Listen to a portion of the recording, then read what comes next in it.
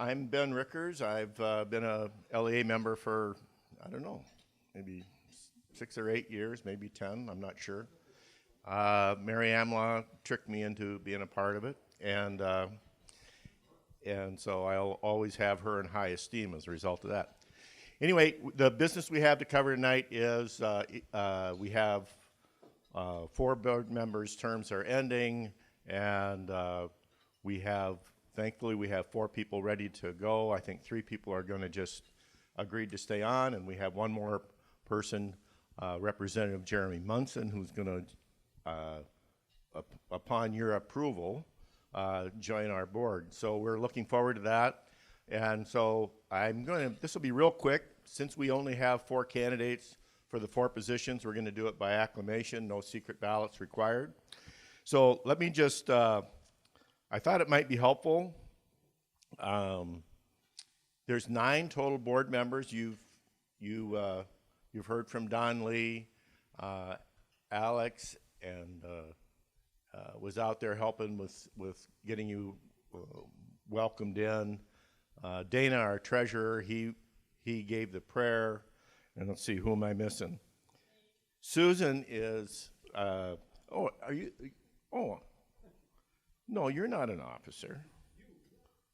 No. John Augustine is our vice president. Everybody knows John. He's the guy that having ski accidents, apparently. So the 4 positions that are, the 4 candidates for the 4 positions that we have are Gordon Anderson, Alex Bednar, Susan Erickson, and Jeremy Munson. And if you guys want to stand just and introduce yourselves real quick, just use your outside voice. Susan, why don't you go ahead? Guess who I am. Vote for me. Gordon Anderson, past president and author of a new book, Very good. And John, or no, Alex. I'm Alex Bednar, and I've been the secretary for LEA for the past, I think, 4 years now. And Jeremy, there he is. Jeremy Munson. All right. In the process of making this short and sweet, what I need is a motion for the 4 of them to join the board. And a second? Any discussion? Great. All those in favor say aye. Aye. All those opposed say nay. There's always somebody. Okay, that's you don't have to wait 2 weeks for the mail-in ballots or a month or whatever. It's all done. So here we go. I'll turn this back over. Oh, the resolution? Oh, I need a copy. Well, I can't go warm them up. Yeah, there you go. Oh, okay. We have a resolution adjustment to our bylaws. It's on your program. It's on the back of your program.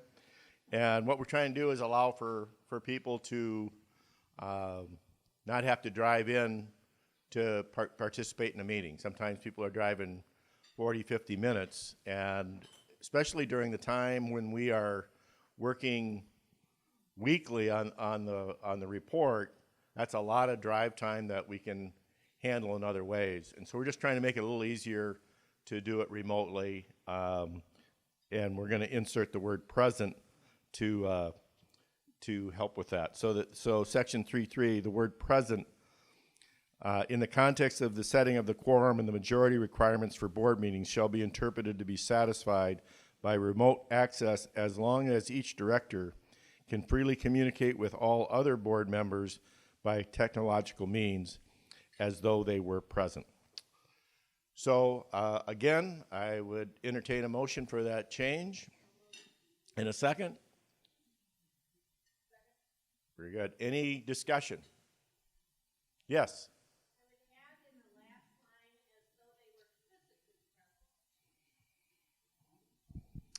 Okay, so you have an amendment to the resolution. Seems like a pretty smart one from a pretty smart person. So is there a second to that amendment? Any discussion about the amendment? All those in favor of the amendment, please say aye. All those opposed? Okay, now for the overall, and if I did this right by Robert's rules, it'll be amazing. Now for the overall, with that amended change so that it reads now, the last line reads as though they were physically present. I would entertain, we have a motion already on the floor, I think. So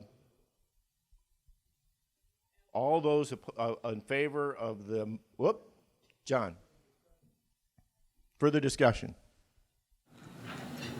Just briefly want to give you the impetus for this. When we had the lockdown a couple years ago, we weren't actually able to get together and meet, and so we used technology, video conferencing, Zoom and so forth, to put this together, the report together, because we deserve to have a report whether or not they allowed us to meet. So we are updating the bylaws to allow us to give us the official backing to let us do this going forward if necessary. It also allows people that are not right here in the metro and a quick commute away, such as Representative Monson, and we have other advisors and so forth that come from far parts of the state that can more freely engage in the meetings, the board meetings, without actually having to all be physically there in person for there to be a quorum. So that's the impetus behind it. Thanks, John. Any other discussion? All those in favor of the resolution as amended, please say aye. All those opposed, say nay. Very good. Thank you. Motion passed. I think I'm done. And we turn this back over to, we're going to do the awards now, or are you going to delay the awards because they're not here? All here. Well, I think we have just one honoree here tonight. But if they've closed up shop, maybe they haven't? Oh, okay. Why don't we do this? Why don't we change the order a little bit, have you go first. You can say a few words about the other four and explain what's going on, and you can get your award, and maybe we can arrange to have you get them all to the honorees. Okay, so who did I sign up to? That's me. Let me see if I can get this. Well, I was told by Alex, and Alex wouldn't lie to me. Of course, it's the last one I look at.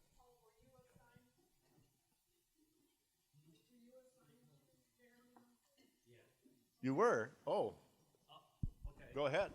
Well, it's okay. You know, I didn't have a speech. We're modifying the procedure here. So I think most of you know Representative Munson. He's had an extensive career as a business analyst. In 2013, he founded the Minnesota Hops Company, something I just found out, which specializes in growing hops for Minnesota's brewing industry. He served as chair of the Blue Earth County Republican Party for 2 years before becoming chair of the Minnesota's first congressional district Republicans in 2017. In 2018, he was elected to the Minnesota House of Representatives, where his voting record soon won the approval of the LEA. He has served with distinction in the House through 2022, and he essentially has a perfect record with the LEA, 5 for 5. Carrying on the tradition here tonight. In 2022, he ran for the U.S. House of Representatives. His campaign was endorsed by, among others, Senator Rand Paul. So that was a great effort. So would you come on up and be recognized again, Representative Munson? Thank you. All right. Well, thank you everybody who came out in the blizzard. I think I've heard the media say Snowmageddon a bunch of times to watch at least one recipient receive the most fiscally conservative plaque of any awards group out there. I love it. I love how small and condensed it is, and how impactful it is. I mean, I teased Draz because he was in the legislature now for like 15 years, and he's got maybe 6 or 7 of these. But they're cherished. Serving in the minority, it's easy to be a conservative champion because you vote against everything. My favorite award is my first year in the legislature as a freshman, taking a stand and voting against Republican bills, which was really tough to do. But that's when it's really tough to be a conservative and to vote against Republican bills, and to have the Republican chairs of committees saying, why are you voting against the omnibus bill? What do you want in here? What can I do to get you to vote for the bonding bill? And you're like, cut it in half, So that's the most difficult time. So as a new LEA board member, I look forward to trying to find the bills to separate the Republicans from the conservatives. And it's going to be difficult, and it'll probably be amendments, as I was talking to some folks earlier. It's going to be difficult, but the LEA is so important because it is the gold standard for scorecards for Republicans, because so many activists out there are like, what's going on in the legislature, and oh, you probably know my legislator so-and-so, and you're like, well, yeah, I know him. Yeah, he's a Republican, kind of, and you don't want to say it, but it's so nice to just say, hey, here's a scorecard. Here's where your legislator, and they open it up and they're like, 22%, really? But it's important to look at the reason why. And then you can have all these activists learn more about what, it's not just about being Republican, it's about fighting for these values. And it's these values that the LEA believes in that I think we need to go out and sell to the public. Because in order to win elections in the state, or to win for freedom and liberty in the state, it's about teaching people what liberty is and what freedom is, and what the Quallses are out there doing every day. And it's not about being pitching republicanism. It's about pitching freedom and choice to people, and to taking back control from the government. And that's what we need to really do as a group, and as to win elections again, is to go out and to teach people about limited governance and about empowering themselves and taking back control from the government. And that's what I hope the LEA can do, and just to continue to be the beacon of freedom and liberty for the people of Minnesota. I love this award. When I got involved in politics and got involved in party politics, and I started seeing your scorecards and seeing Matt Dean and Joyce Pepin winning awards, and I looked up to those folks when I got to the legislature, and really following along with how do they choose how to vote on bills. And I hope to do that and help people in the legislature as well make decisions. I get text messages from a lot of freshmen asking how they should vote in this bill. But right now on the Senate floor, Cal Barr and Draz and Lucero, among others, are debating 2 bills. The driver's licenses for what I say people here without permission, the illegal immigrants bill, and the what other bill are they voting on tonight? Oh yeah, felons voting, which is a tough one. I don't want to say it's a tough one for me because that makes it sound weird. Like, oh, you look up this guy's criminal record. But after people have served their sentence, after you've done everything, you get your voting rights back anyways, and now they just want to say when you're out of prison that you get your voting rights back. And there's a lot of felonies out there for writing bad checks 10 years ago or whatever. But it'll be an interesting debate, and there'll be probably 50 amendments offered to those bills and 0 accepted. So a lot of theatrics tonight, and I wish those guys could come and join us, but God forbid the LEA score these bills when they're here, right? That's the biggest fear. I think Cal Barr got dinged one year because it was a special session, and he'd already agreed to drive his semi-truck to California to pick up vegetables, and like 80% of the omnibus bills were crammed through in that one special session, and he wasn't here. So he missed getting the award that year. But they're out there doing the duty. And then Mortensen couldn't make it tonight. And Mort has put up an amazing battle in the legislature when he served He ruffled a lot of feathers, more than I did, which I didn't think was possible. But Mort went out there and was absolutely a spine of steel and stood against everything on principle. And once you cave on principle and you start, okay, fine, I'll do it once, or you vote, okay, I'll do an omnibus bill once. Then it doesn't mean anything past then. And Mort didn't want to spend a dime of our surplus. It was, I'm not spending a single dime of our surplus until the emergency ends or whatever, and he stood on it, and it came down to votes like Veterans Home or something like simple like this. And no, he voted against everything. I mean, he was absolutely the most steadfast conservative there. And I think he has top honors this year. And, or he's up there anyways. He had the best voting record against spending a single dime against, everything. But he put himself in a corner and faced a lot of criticism from Republicans. And, he set the bar high for anybody that wants to go that far again. So it was an absolute honor to serve with Draz and Cal in the new House Republican Caucus. When we paved a new path to promoting our voting records and everything that we stood for, and that was with 4 years we did that. And then with Tim Miller retiring and me retiring and Draz and Cal moving on to wear wigs in the Senate, that new House caucus is done. And even though they didn't like this idea, but I wanted to change the Twitter handle and the Facebook handle from new House Republican Caucus to new Senate Republican Caucus, just as a joke to get the media on a kerfuffle, but they didn't let me do that. So, but they're thankful for the awards. They do mean a lot to us, even though there's some Republicans that don't even know what the LEA mean, what they are, and that's frustrating. But I hope to arm every activist that's going to the Capitol with an LEA scorecard, whether they're part of the organization or not, but just to have that in their hands when they're sitting in the office of those legislators, to help teach activists from all these organizations what the LEA is, what we stand for, because it's very difficult for people to say that they don't support the Constitution, even on the other side of the aisle, right? You're simple. Your credo is simple, and so many more people should be supportive of your organization. So I hope to help promote it too on social media.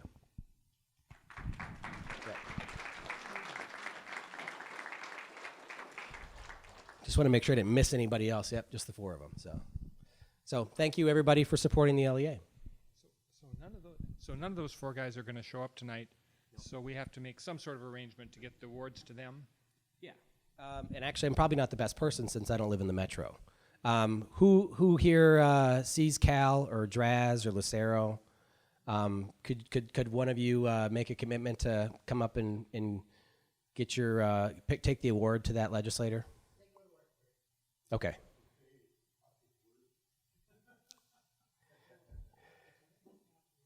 Yeah. Okay. And I guess if I was more prepared, I'd say something funny about each person, but I do have to comment on Lucero's outfits have changed in the Senate now. Have you noticed that? They had threatened to pass a no sequence rule for the Senate, and but his wardrobe is toned down quite a bit now. Yeah.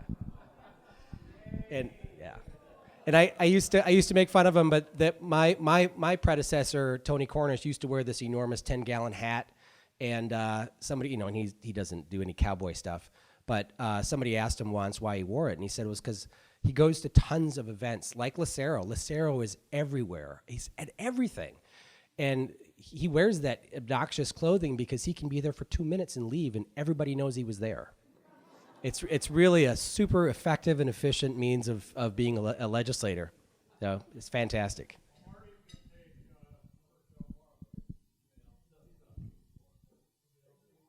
Yeah, and Let's organize that. Okay, who can take the award for CalBar? Did you say that you go to their church? Okay, you want to come up and accept it or take it to him, and then for Draz. Does anybody here see Draz? Okay. Yeah. You're gonna take it right now. You are officially his proxy now. Yep. And then Lucero, does anybody see Senator Lucero? Oh, he goes to your church too? Yeah. Okay. Pink flamboyant suit Yeah. last Sunday. And then I will make a point at dropping this off with Mortensen, so I'm driving by his house tonight. Okay. And then I just want to say one, and I don't want to be a Debbie Downer. I used it at my table earlier, but the legislation that they're passing in the House and Senate this year is going to change our state drastically when it comes to elections specifically.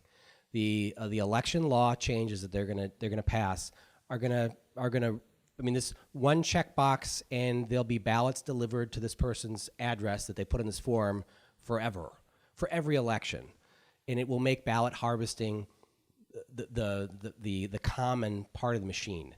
And that I know that we hate mail-in ballot voting, but we have to get involved to fight that fight to win an election if we ever are going to win a majority in the state again.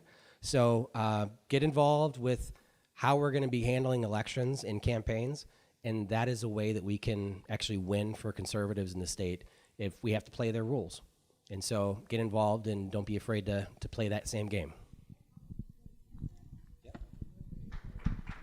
Thank you very much. I want to say that we have two people in the room today.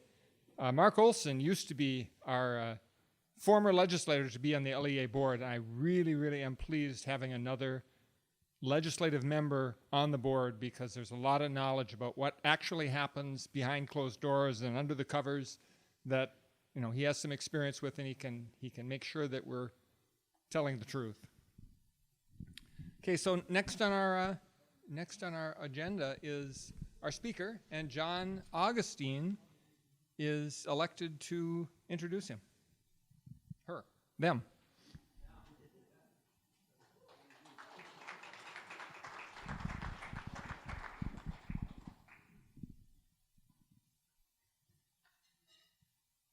John did not get into a fight to hurt himself over this stuff.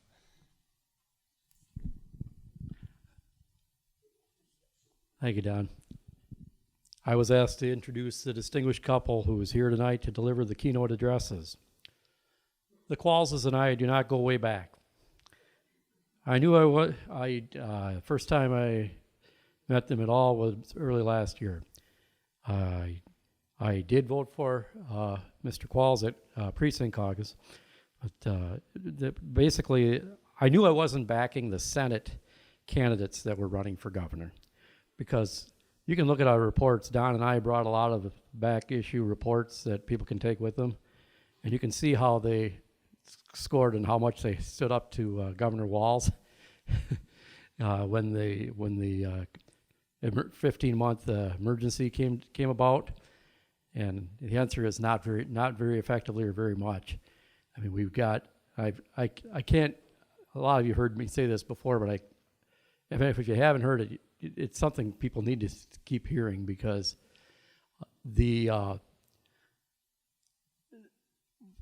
for decades, their governors have vetoed bills, okay? It's one of their constitutional powers. Regular vetoes and line item vetoes in the state constitution. And Arnie Carlson vetoed a lot of bills. Ventura vetoed 3 dozen bills or so. Pawlenty and Dayton vetoed 100 or so. Governor Walz has so dictated the agenda since becoming governor that he has not vetoed one bill. And now that they have complete control of the House, Senate, governorship, and of course made most of the judicial appointments, probably won't be vetoing a whole lot of seeing a whole need to veto bills going forward. But we need to get the separation of powers and balance of powers back to the governor is vetoing, reviewing and vetoing legislation and not dictating the content of legislation from the beginning. So anyway, but that is why I gravitated away from the people that were serving in the Senate when looking at possible people that could stand up to Governor Walz. And I heard Kendall speak, and was pretty impressed with the principles and the intelligence that I was hearing, and I knew that he had been active in. He said he'd run active campaigns, so he wasn't completely green on having some contacts with campaigns and how to run campaigns. So that's why I originally was gravitated toward him. And the first time I got to hear Sheila Qualls was at my local district convention, where she spoke as a surrogate for his candidacy. And I must say that she spoke more skillfully than some of the actual candidates that were there. So we've got two distinguished speakers with very distinguished backgrounds. You can see in the invitation that went out, the amount of achievement they've made, and how they ended up here, I'm not sure, but we're blessed to have them here in terms of being in Minnesota. We had how they ended up here at the banquet tonight. Well, I was on the committee to try to find keynote speakers for tonight's banquet, and we had a number of names that were discussed, and certainly based on the visibility and impact they made last year, Kendall, you was one of the names that was discussed. A few years back, we had a legislator from Wisconsin here to tell us what they were doing and the impact they were having, and what we might be able to replicate from that or learn from that. And so I was trying to get someone from a neighboring state. That's also having quite a bit of success in terms of advancing liberty and conservative principles. The schedule didn't quite work out, and I found out about this during Christmas vacation. So I pivoted to Kendall right away, and it wasn't, I don't know, less than an hour from the time I first contacted him, left a message. During Christmas vacation, he was back to me, and we were working right away on getting this together.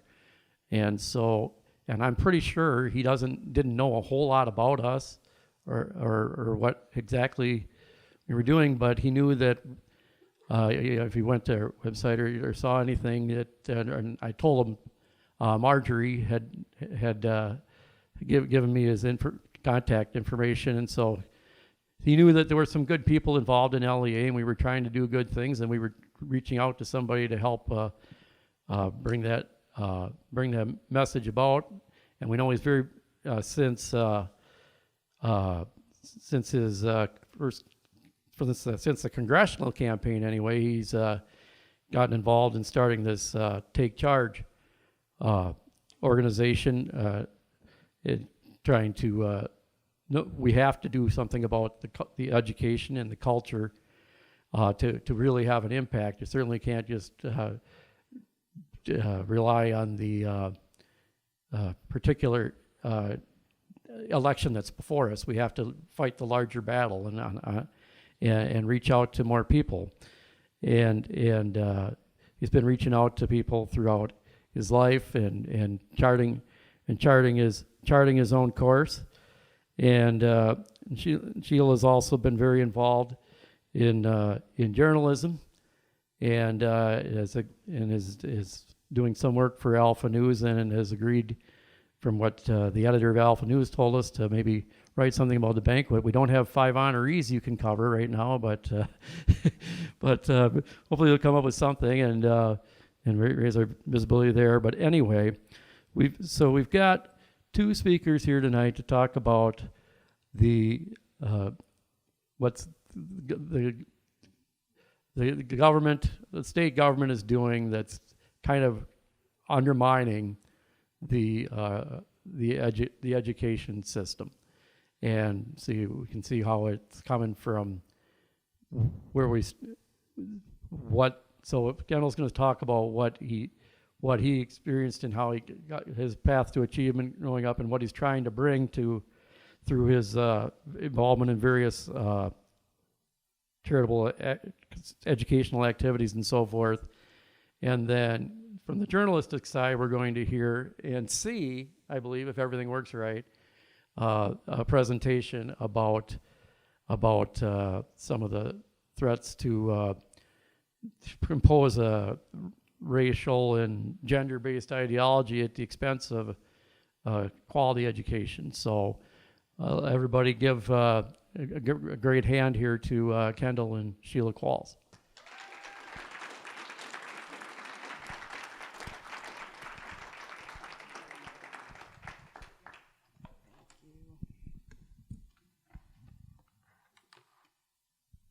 Good evening.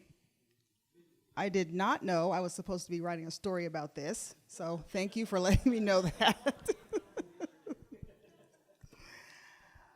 So on January 10th, 1963, these words were read into the congressional record by a Democrat representative, A.S. Herlong, 60 years ago. It's an excerpt from The Naked Communist, and he was trying to alert people to the dangers of communism because, then was the big Red Scare. So he read it into the record. There was no fanfare, but it's absolutely prophetic. He said, these are the goals of people who want to fundamentally change America. And then he lays out there's a whole communist plan. Actually, this comes from a book called The Naked Communist, and it lays out a whole plan for communists, what they need to do in America in order to change our country. And so one of his constituents said, hey, would you please read this into the congressional record? We'd like to have this noted, and so he did. There were actually 44 items. I'm only reading the ones tonight that are actually relevant to what we're talking about. So this is not a drill. This is not a drill. So number 13 on his list was get rid of all loyalty oaths, things like the Pledge of Allegiance. Number 17, get control of the schools, use them as transmission belts for socialism and propaganda. Soften the curriculum. Get control of teachers' associations, put the party line in textbooks. Number 24, eliminate laws governing obscenity by calling them censorship and a violation of free speech and free press. Break down cultural standards of morality by promoting pornography and obscenity in books, magazines, motion pictures, radio, and TV. Number 26, present sexual degeneracy and promiscuity as normal, healthy, natural. Number 27, infiltrate the churches and replace revealed religion with social religion. Discredit the Bible and emphasize the need for intellectual maturity. Number 28, eliminate prayer or any religious expression in the schools on the grounds that it violates church and state. Number 29, discredit the American Constitution by calling it inadequate, old-fashioned, out of step with modern needs, a hindrance to cooperation between nations on a worldwide basis. Number 30, discredit the American founding fathers, present them as selfish aristocrats who had no concern for the common man. Number 31, belittle all forms of American culture and discourage the teaching of American history on the grounds that it was only a minor part in the big picture. Give more emphasis to history since the communists took over. Number 40, discredit the family as an institution. Encourage promiscuity and easy divorce. Number 41, emphasize the need to raise children away from the negative influences of their parents. Attribute their prejudices and mental blocks to suppressive influence of parents. Again, this is not a drill, because this is exactly what is happening in our schools today. So what's happening in our schools today, it looks a lot like education, but it's not. Children are not learning what they should be learning. And that should have all of us concerned, absolutely all of us. So what are they learning? Well, our kids are learning how to be activists. They're learning to turn their backs on our history, their parents, their religion, and their values. I was down at the U a few weeks ago, and I was asking kids questions, students questions there from the citizenship test, which people have to take if they want to become a citizen. And so I didn't ask all the questions because there are like 100, but just a few of them. And so I asked, the idea of self-government is in the first 3 words of the Constitution. So it's kind of a man on the street kind of a thing. And what are they? So what are they? We the people. What do we call the first 10 amendments to the Constitution? Why did the colonists fight the Revolutionary War? A lot of reasons, but just one. Independence, yeah. Who were we fighting for freedom from? When was the Declaration of Independence adopted? This is not a trick question. Who was the father of our country? And what is the name of our national anthem? So I asked those questions. And this is how students answered them. What are the first 3 words of our Constitution? I don't know. What do we call the first 10 amendments to the Constitution? The 10 Commandments? Who were the colonists trying to gain freedom from? I have no idea. When was the Declaration of Independence adopted? Not sure. Maybe 1840? What's the name of our national anthem? Does it have a name?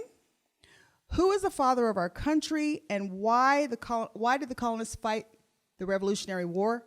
I have no idea. In 2018, YouGov polled more than 1,000 people aged 14 and up about their knowledge of our country's history, institutions, and their patriotic feelings about the United States. And basically, it found that the younger generation, people 27 and younger, are less likely to respect and love the country. And they're less likely to be informed about American history, more likely to embrace socialism, more likely to approve of athletes kneeling at the flag and disrespecting our national anthem, and less likely to show respect overall for our country. So reading, math, science scores are all in a free fall. We're at critical mass with no signs of improving. And clearly, civics is not being taught. So something is wrong in our schools. Now, those who know it, they're not quite sure what to do about it. I mean, something's wrong. Educators and parents a lot of times will blame COVID. We hear that a lot. Oh, it was COVID, it was COVID. Well, COVID didn't cause it. COVID actually exposed it. Months of distance learning shouldn't equate to years of learning loss. It doesn't make any sense. So after COVID, 5th graders should not be reading at a 2nd grade level. And high school students shouldn't be, all of a sudden, be ignorant of American history. This was all happening long before COVID. So when I started writing for Alpha News, I started talking to parents and I started hearing stories, and I just discovered that school is not school anymore. So I asked myself, either there's an organized, coordinated, and orchestrated effort to undermine education in Minnesota, or all these people are crazy. I mean, it has to be one. Because millions of dollars are being spent, being poured into our education system, our public school system, but children in our public schools are being robbed of a basic education. So in any other institution, if you pour more and more and more money in and you get worse and worse and worse results, that would be considered a scandal. But it's not considered a scandal in our public school system. Kids in Minnesota are graduating high school at higher rates than ever before, but ACT scores and reading levels are lower than they've ever been. Now, these aren't just minorities or inner city kids. These are public school students across the state. We are depriving our kids of the basic skills that they need to become functioning citizens in our society. So kids aren't less intelligent. In fact, they're just as intelligent as they always have been. They're just as inquisitive as they always have been. But the focus of our public schools is not on education. So critical race theory, gender ideology, we hear a lot of talk about these things, and they are. It is in schools everywhere. So don't think that they're not in your kids' schools. But this goes way beyond just these buzzwords of CRT and gender ideology. These are simple items in a much larger agenda. So we see our schools as trusted institutions, right? We all do. We send our kids there. Well, we used to. We send our kids there, and we thought that they were safe. But here's the scary thing. When I talk to parents about what I've learned about our public schools, like Burnsville, allowing kids to come to school and socially transition and hiding it from parents, I get one of two responses. First of all, they're clueless. I had no idea. And the second one, which I think is more dangerous, is, oh, this isn't happening in our schools. It is happening in our schools, and it's happening in all of our schools. And parents deserve to know, and our kids deserve better. So our education system has been hijacked by ideas and philosophies that are anti-American, anti-capitalist, anti-family, anti-Christian, and they are actually preventing children from learning. James Lindsay, he is a huge critic of woke ideology, wrote a book called The Marxification of Education. Paulo Freire's Critical Marxism and the Theft of Education. That's the subtitle. So Lindsay explains how education in our country is being stolen. And most people don't even know who Freire is. But according to Lindsay, he is easily one of the most influential people in education in the last 100 years. And his theory of education dominates all of our teachers' colleges in North America. So what is happening in our schools is something that looks like education, but it actually isn't. So Lindsay says that what is happening in our schools is a political brainwashing of our children. We're training our children to see the world on the side of the oppressed, and then to determine, well, what can I do about it? It is a total shift in education in our country. Freire transforms learning. He transforms it from facts and from objectivity to subjectivity. So that's how we get intuitive math and this whole language reading. So instead of looking at a word and using phonics to sound it out, you just kind of guess at what you think the word is and what it means. So it's sort of a manipulation of your feelings. So you're not really actually reading the words that are on the page. You're just sort of, guessing and thinking based on the other words that you do know on the page what you think this means. So he transforms education, again, from facts to an objectivity to subjectivity. And teachers and administrators are working with theories that have never been proven. These ideas have been at play for a very long time in our country, and we just haven't known about it. See, Freire wasn't an educator. He was a Marxist. And Marxism is a really hard sell in our country. And the easiest way to infiltrate our country is through our public school system. And again, this has been happening for many, many years. So the mechanism is sort of generalized. So first, you capture the colleges of education. That's the first step. And then you mold a generation of teachers. And then after that, you program every generation of students thereafter. And that's exactly what has been happening in our country. Current teachers and faculty, they don't even have an idea that they've been programmed. They're going along and they have no idea of what has even happened to them. They're just like the next players advancing the ball down the field. Freire's theories separate students from learning objectives like math. You have objectives in math and reading and spelling in exchange for political activism. Marxists don't want to teach children to be successful in a system that they think needs to be totally dismantled and put back together again. So when I first started hearing these stories of what was happening in our schools and, the gingerbread man and all that stuff, I was skeptical. I really was. I was like, schools hiding violence from parents, and then kids not knowing American history. They don't know how to spell. They can't read well. I was very skeptical until I met Anthony. Anthony's a 9th grader at White Bear Lake who has no knowledge of American history. He knows nothing about the founding of our country. He's a bright kid. He was getting beat up every single day on the school bus going to school last year, and the kid who was beating him up was never suspended, never put out of school. Anthony would go to the office every day and complain about the kid, say, hey, this kid is beating me up, and they would tell him, just go along to class, go along to class. His mother called and said, what's happening?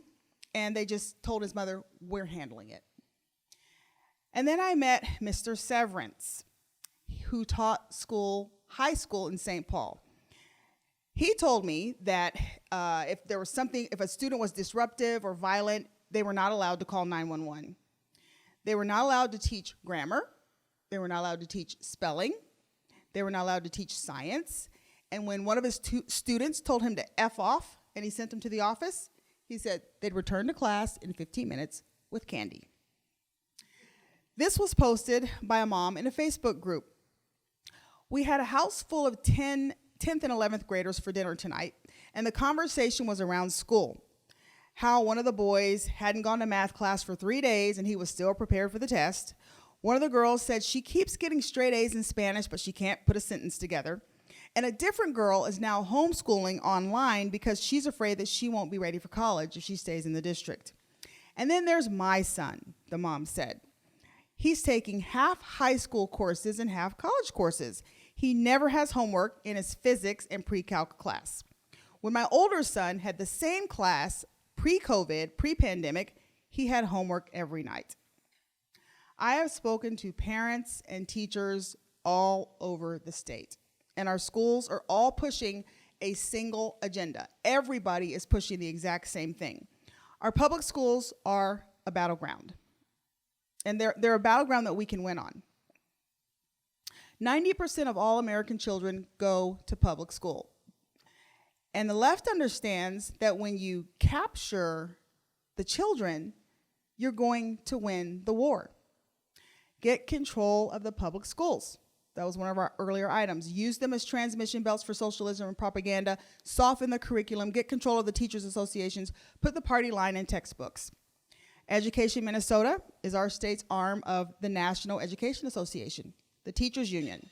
And it is the most powerful union in the state. And they are driving the agenda. So I'm not sure how they've convinced so many parents that the philosophies that they're using are a good idea. It's actually frightening, and it's quite puzzling.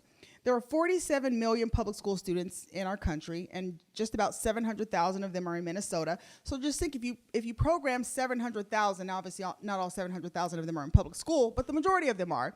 You program these kids, and then you deploy them. I mean, what do you get? So for years in Minnesota, we had a great education system.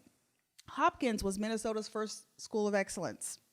Now, at Hopkins, kids can't read, they can't spell, they lack basic knowledge of skills in grammar and punctuation, and the school has been riddled with violence and low academic performance. Kids who have straight A's in public school transfer to private schools, and they struggle at private schools. And it is the same all over the state. It doesn't matter where you are. Farmington, Little Falls, Moose Lake, Blaine, Burnsville, all over the state, it is the exact same story.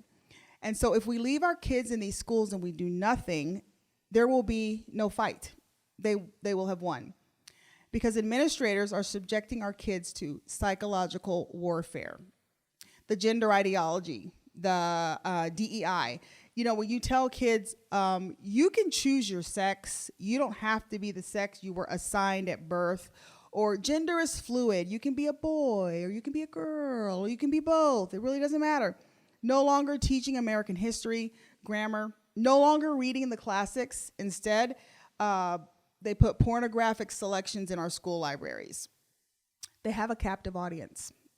We send our kids there every single day. And they sort of disguise it as anti-bias or anti-bullying education. Well, that's not what it is. They teach some kids to be victims. They teach other kids to be ashamed of who they are. But most importantly, they seize control of the language. And this is so important because we don't even realize that we're just kind of going along. But he who controls the language will control the culture. So I'll talk about language for just a second, because language allows us to express our thoughts and our feelings. Proverbs 18:21 tells us the power of life and death is in the tongue. God spoke the world into existence. Language starts wars. It can also initiate peace. And when you control the language, you control what people think. And the left believes that they can just change the definition of words or the syntax of our language whenever they want, whenever they feel like it. But language is order. And so when you disassemble language, basically you devolve into chaos. Now they use harmless little words. And these harmless little words really don't fully explain or help you understand the radical intent of what they are thinking. So just think about it. Global warming. Used to be global warming, now it's climate change, because you can't, the climate is always changing. You can't disagree with that. Pro-abortion and pro-choice. Now, we're not pro-choice or pro-life. We're not pro-life, we are anti-choice. So they've made that little change. Planned Parenthood, sounds like a good idea. Black Lives Matter, what are you gonna say? No, they don't. Gun violence, well, the guns are not violent. But you see how you're controlling what people think when you use the terminology that they suggest. Women's reproductive health. They don't actually teach Marxism in schools. They're not actually teaching it. They're actually teaching the philosophies. They are interwoven in the curriculum. Because Marxism, it's a worldview. And so if you were to ask kids, actually, Kendall and I were somewhere speaking last week, and there was a question thrown out to the kids, what is Marxism? And most of them didn't know. And they probably wouldn't know, but they're teaching the principles and the philosophies of it without ever even saying the word. And then they're constantly rebranding things. They call it social emotional learning or culturally responsive teaching, social justice, belonging, ethnic studies. Language is a big deal. And it's designed like a mousetrap. It's designed to trap you, because if you disagree with some of the things that they say, well, then you look like the bad guy. So equity, inclusion, social justice, those are all things that we should all be able to be for, and we should all be able to rally behind, right? So if you disagree with those things, then you look like there's something wrong with you. So if you say, well, I don't think anti-racism is really the way we ought to go, then what does that make you? It makes you a racist. And the language, the confusion with the language, this whole pronoun thing, him, her, they, them, I don't know how a they is a singular. I mean, you can't just change the structure of the language just because you want to. I mean, I majored in English when I was in college, and they had this thing called noun, pronoun, agreement. They had to agree in order for the sentence to make sense.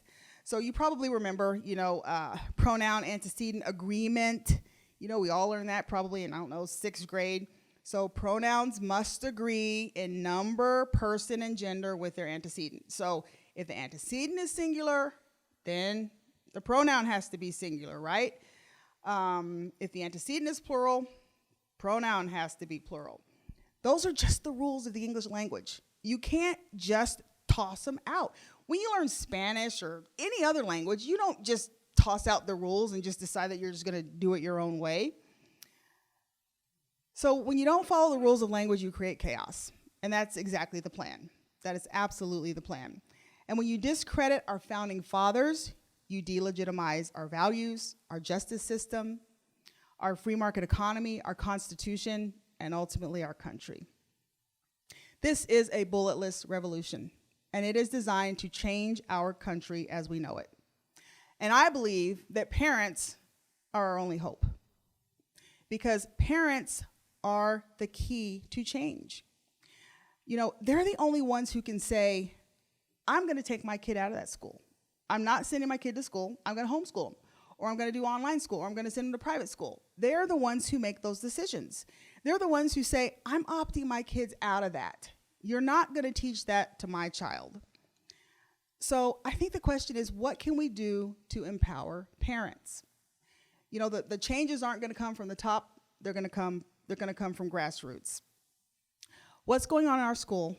It's not a political issue. It's not a conservative issue. It's not a progressive issue. It's an issue as to whether or not our children are being set up for success in life. It's an issue of whether or not the America that we all know and love will continue to exist into the future. Your credo says, the Legislative Evaluation Assembly is a nonpartisan, nonprofit organization established to inform citizens of Minnesota of both important legislation and voting performance of each state legislator. You base this evaluation on our declared American founding principles of self-evident truths and inalienable rights. These principles provide a basis for a constitutionally limited government established to sustain life, liberty, property rights, and free enterprise. That's your credo. So you've got a job to do. I've got a job to do. We all have a job to do. Now is not the time to be timid. Now is the time to be bold. Now is the time to be proud. And now is the time to be strong, not only for our children, but also for our country. Thank you.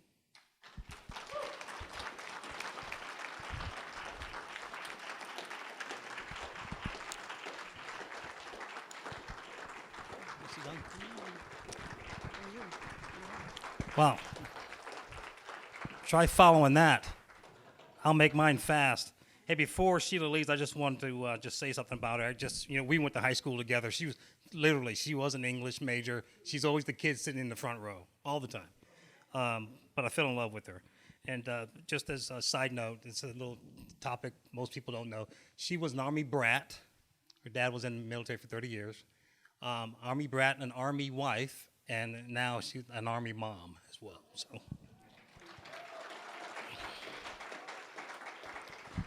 Guys, so I'm going to go fast through this. I know it's been long, but before I get started, as you mentioned, pronouns are something now that people talk about when they come and speak. So my personal pronoun is fix bayonets.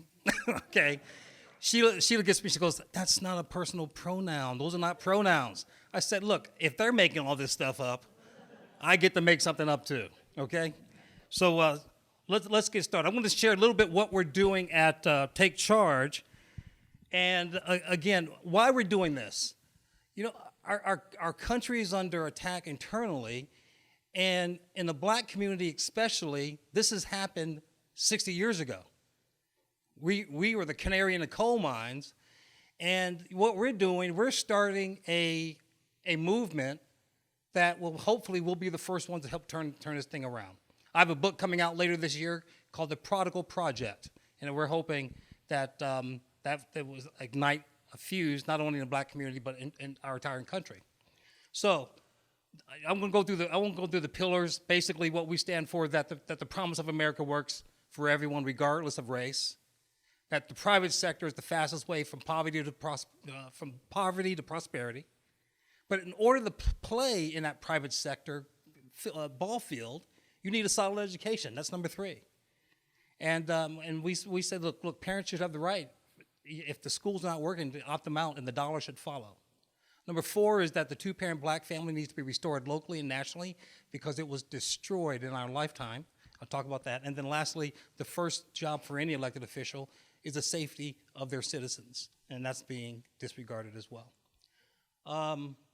So we talk about Black History and Black History Month.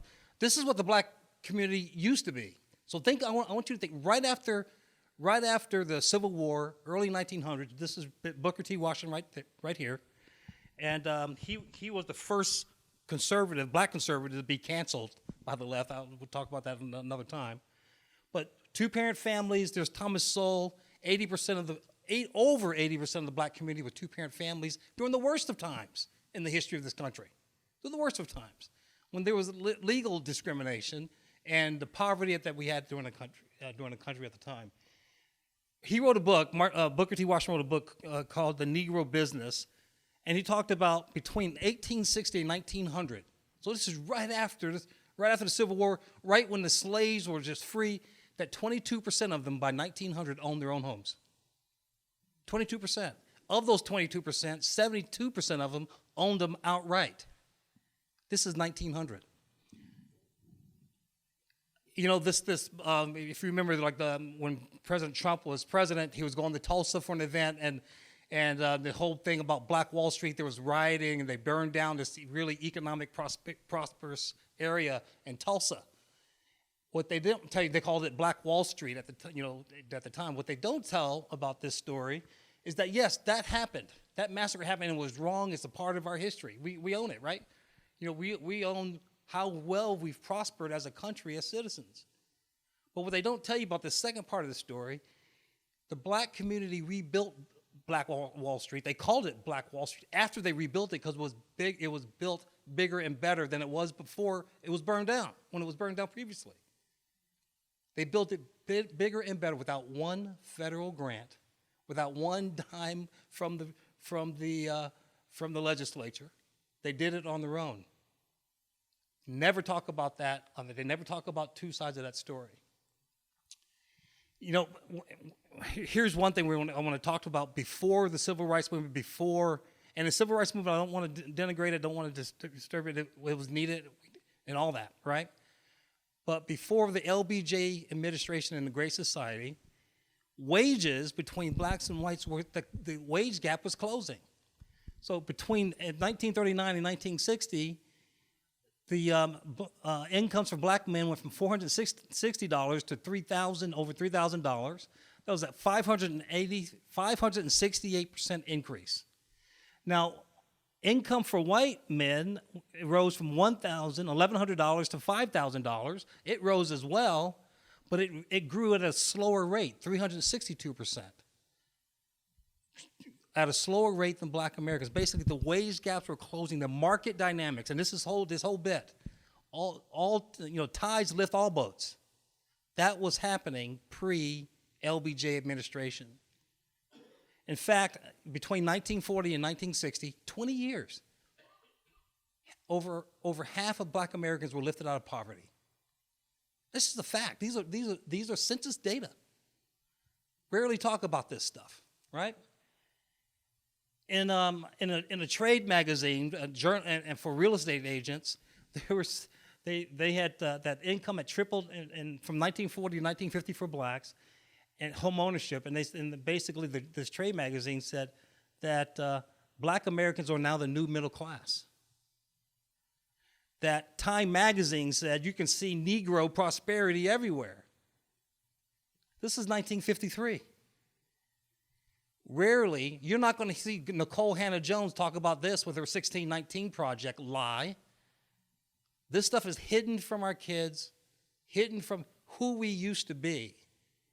Proud two-parent middle-class families. These are the families that Jackie Robinson, Hank Aaron, all these guys came out of, and all the other, Thomas Sowell, all those guys, right? So what happened?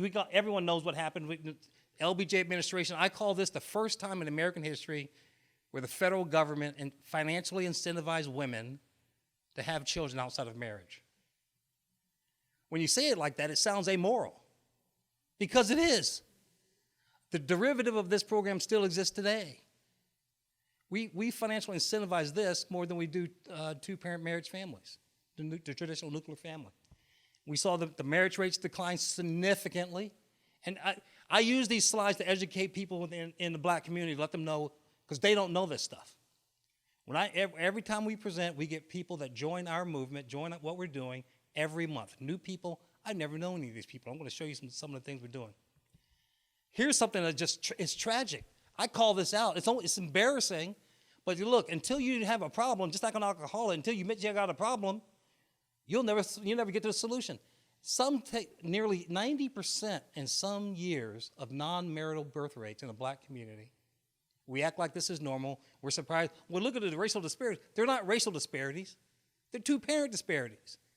Of course these kids are going to struggle. St. Paul, 90%. You know, getting this information is like getting gold from Fort Knox. I can't get the most recent data. It ends in 2014 because they don't want to release it because they know how bad it looks. This is the underlying issue, and everything else they're doing is a flat-out lie. They're trying to hide and disguise what the symptoms are. They don't want this information exposed. All right, and we know what happens to kids that grow up. We know this because we have 50 years of data. Kids that grow up without fathers in the home. And this is regardless of race. It doesn't matter. It's the fatherless home issue. That's the biggest issue. I share this information because we know we talk about this over-policing and defund the police and all of this crap, that the reason why we have all these black men in prison is because the police are over-policing, they're targeting and they're profiling. No, that's not true. Look, this is when the AFDC program came in, the welfare as we know it today. That blue line that you see, that's the rate of the FBI violent crime that they've been tracking on a national level. The fatherless home rate was increasing. Basically, when these kids were born in the 60s, and they turn 20 years old, what happens when there's no discipline, there's nothing, there's no father guidance, they become violent criminals. We saw that increase. And I can remember in 1994, when President Clinton was in office, they remember the crime bill, the $1 billion, 100,000 cops on the streets. In fact, President Biden, or Senator Biden, was the chief sponsor of this bill. 100,000 cops on the streets because crime in our cities has gotten so bad. The crime came first, the cops came later. So again, knowing the facts and knowing everything else, I share this information with our community, and this is what has happened. I call these I share this all the time. It's, again, the kids on your left were racially discriminated because of the system, but their values and cultures and beliefs were much like ours today. The kids on your right, the disparity issue has nothing to do with their skin color. It has everything to do with they have not been socialized into the norms of our culture. And I tell people this all the time. I said, look, this is the difference between fathers, no fathers. Fathers, no fathers. If I would have walked out of my home dressed like these guys on the right, by the time my hand hit the doorknob, my father would have yanked, only thing left would have been my hand on the doorknob. That's the difference of having fathers and no fathers, right? And I'm not saying that this is a reflection of culture, not personally identifying out these kids. This didn't used to be us. These are the great-grandchildren of LBJ. This is what government policies do when they don't own up. They never look at the downstream effect because they don't care. And it's deliberate. What I found out, my short time involved in politics, I'm shocked by even in the black community, the pastors. Okay, we know this is a problem. Why haven't there been a national issue to reverse the trend? Because they don't want to reverse the trend. My friends, that's not a left issue. That's not a right issue. That's not a Democrat. That's evil. That is an evil issue because as long as this remains, those guys stay in power. There's money there. There's power there. And they're willing to sacrifice these kids in order to remain in power. That's just the facts. And we're going to change it. And we're doing some things to help. I recall telling my brother, see if this will work. met him for lunch. He was in high school, a grade older than me. I said, hey, Bob, I met my wife. I'm going to marry this girl. She's just the most beautiful girl in the world. And he says, well, what's her name? So I don't know her name. Marriage within the black community is few and far between. We collectively don't have very many examples of it. And I think it's important in the black community that we emphasize on marriage because what we've seen is a lot of children who grow up in single parent homes who struggle knowing what it means to be a man, especially young boys. They need to have a father figure to show them how to be a man. Growing up to a single mother of 4, I was the only and youngest boy. We really had no firm foundation as far as marriage goes. My strongest examples of marriage growing up was my great-grandfather, as well as my grandparents. Growing up, I grew up in a 2-parent household with a mom and dad, 2 people who really loved each other, made sacrifices for each other, and also made sacrifices for their children. I've seen different brothers and sisters around me who dealt with having children out of wedlock, and I've seen the many ills that came with it. And I just knew that I didn't want that a part of my life, and I didn't want to subject my children to some of the things that I had to face.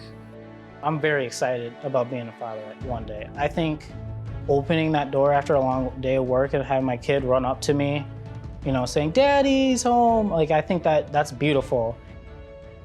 For me, it's like a new start to my last name. Although I gave my last name to a woman, it's kind of like the new beginning, to give my children a foundation that I did not have, to give them the balance of a mom and a dad. You don't have to make the same mistakes that your father made. You can be a better person than your father was. When I raise a child, I want my child to be a better person than I am. I'm not going to sit here and tell you that marriage is easy, because it's not, but I can tell you it is worth it. The juice is worth the squeeze. Marriage is not the end of a life. You know, it's the beginning of a life with someone else. It's one of the most difficult things in manhood, which therefore causes you to be a better man. It allows you to graduate into manhood.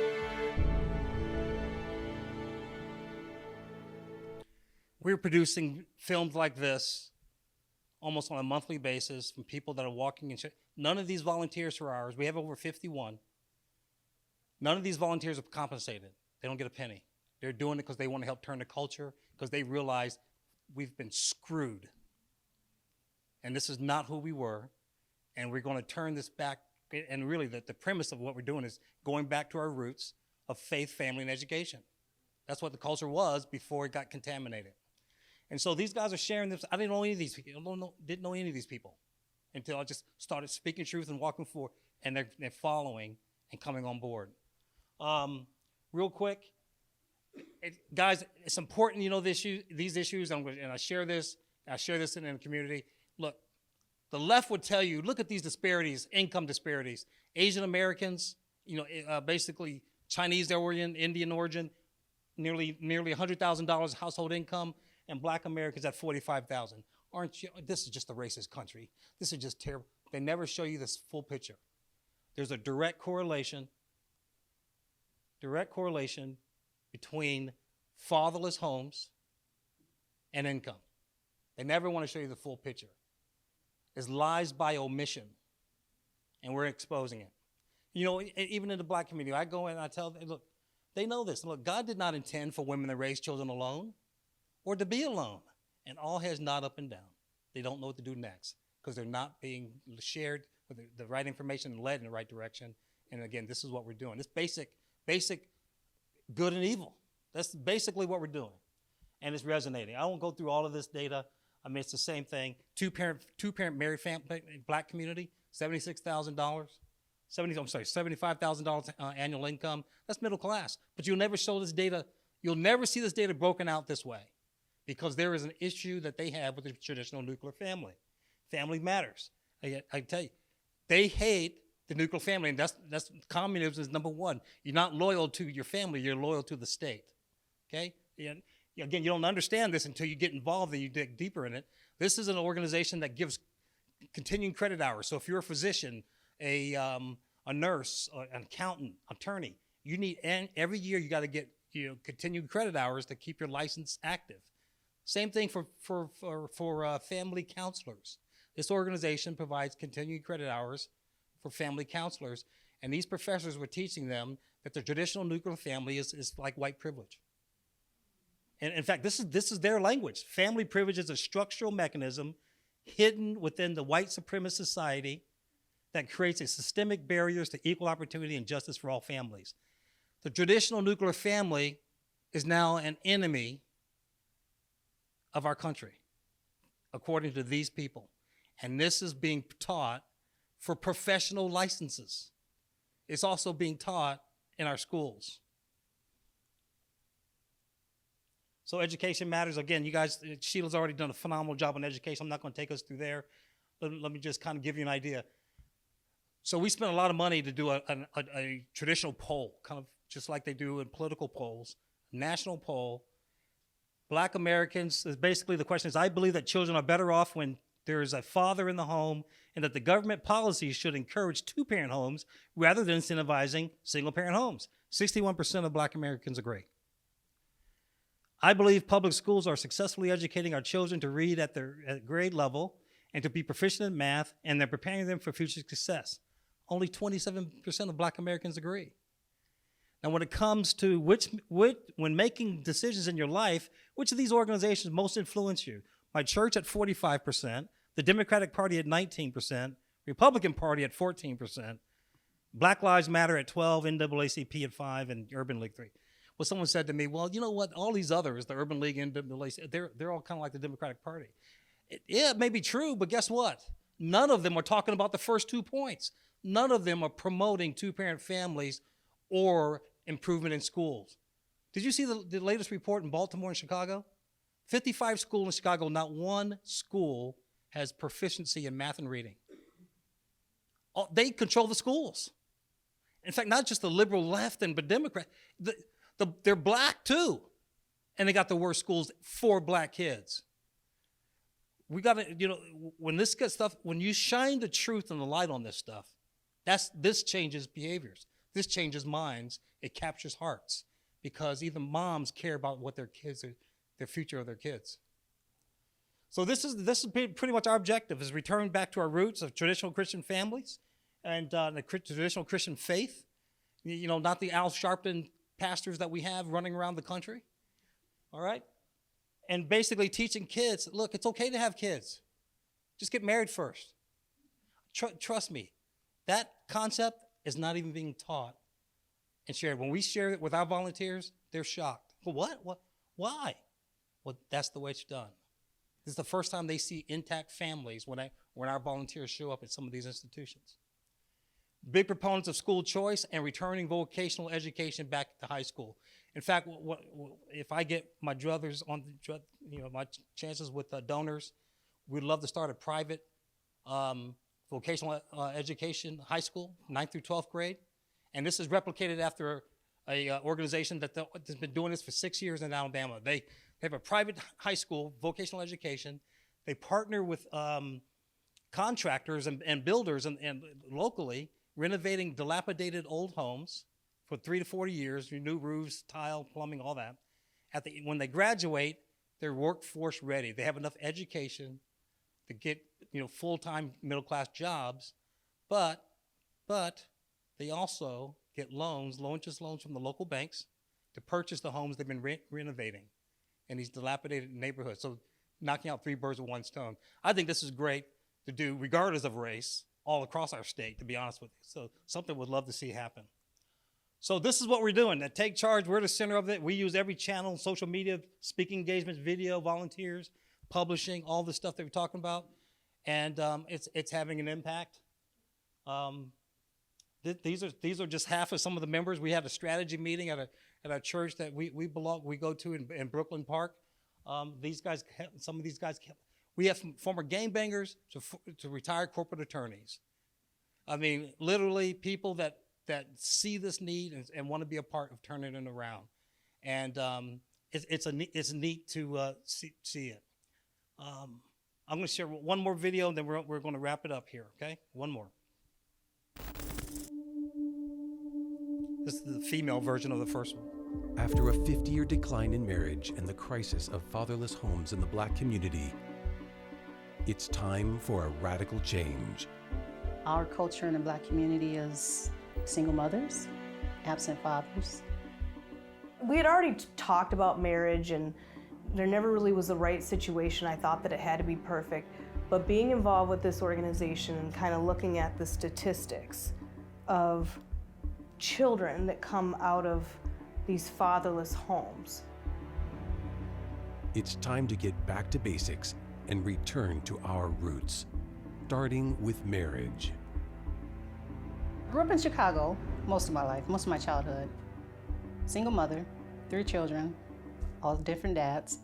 My parents were a really big influence to me on what marriage looked like. They've been married for about 40 years now. They do not come from healthy homes. They both grew up in very broken homes, a lot of drugs and alcohol and just broken relationships, things like that. And so they always reminded us that they wanted something better. As a child, I grew up in a married household, but my parents divorced at 11 years old. And I just remember being so confused and sad about it. There was a lot of voices that said that once you get married, then you're going to be just burdened down, you're in bondage, you're going to just be in chains, you're not going to have the freedom that you could have if you were just single. Having to talk to other people around me about marriage and encouraging that in my community, specifically within the Black community, I just thought I should lead with example. And I love who I'm with. We have these beautiful children. I have a child on the way. Why would we not just do it? Marriage, for me, has given me a sense of stability, sense of joy, definitely, thankfulness. Once you find that person that you're supposed to marry, that God has for you, that it's totally worth it. Like, jump right in with both feet. And I would encourage women to get married, to stay married, to love God, to raise their kids if they have any, and just be a light to your family, to your community, to everyone. We had already been together for 16 years, so I just thought, well, we're just gonna pull the trigger and make it official and nothing's gonna change. But there was this magical feeling of, oh my gosh, this is happening. Like, on my wedding day, I just couldn't, I felt like I could not hold back the tears. I was so happy. That young lady got married after 16 years of living with that guy because she was involved with our organization. She wanted to be an example, speaking out the others. She had people at a wedding party that had never been to a wedding before. They were 30 and 40 years old. That's how you change culture, right there. Ladies and gentlemen, politics is downstream from culture. The left has been changing our culture for the last 40 years, and it's time for us to catch up. We are on the right side of this. Their change of culture has a trail of death, destruction, and blood in the streets. We see it. Ours is more wholesome. So it's easy. Once we get this message out, it's easy for people to join and be a part of us. And this is what we're doing to change hearts and minds. I'm God honored to do it. Thank you for having us. Congratulations on your 50 years here at LEA. What you're doing is making a difference. You're in the grunt work. I know it's tough, but people say, Ken, this is so bad. This is the worst they've ever been. I said, that's why they call them miracles. Okay? People need to see how bad they get, and that's right. This is why we're going to win this. Okay? They hate the truth. They only win on lies and passing marijuana laws that get people doped up so they don't know what's going on. Okay? But don't worry, we're going to win this. I can't tell you the date. I don't have the time, but we will win this. Thank you so much.